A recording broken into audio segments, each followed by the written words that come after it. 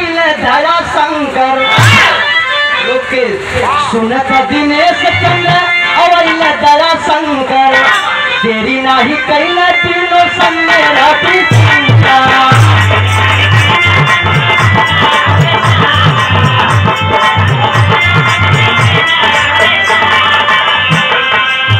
बगिया लगा गैया बाबूजी बगिया लगा गैया बाबूजी कंधा दे लगा धावा लगा होगी बगिया लगा गैया बाबूजी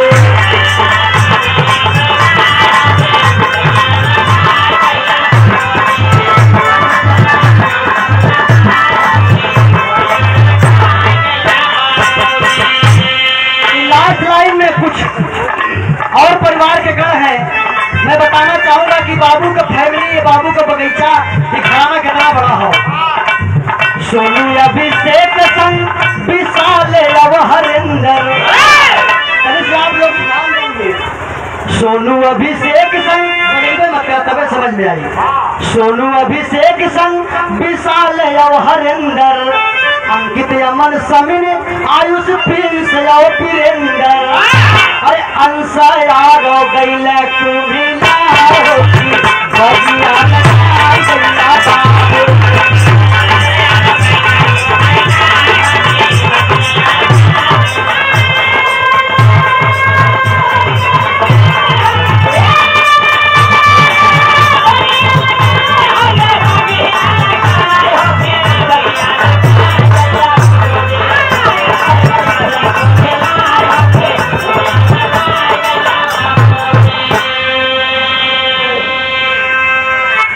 लाइन परिचय बा गुरुपति का सुबुलू स्वर्गवे में गईले गुरुपति काशी बुलू स्वर्गवे में गईले और स्वर्गवे से राम यावत ने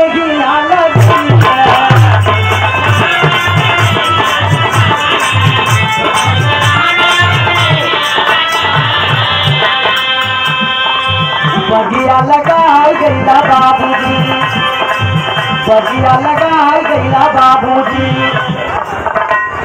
और जितू ज्योति गीत राम का होके बगिया लगा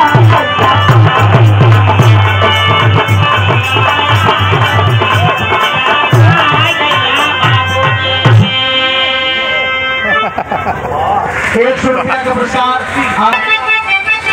कन्हैया यादव कौआ पारे से ₹100 का पुरस्कार। अरे बगिया लगा गैया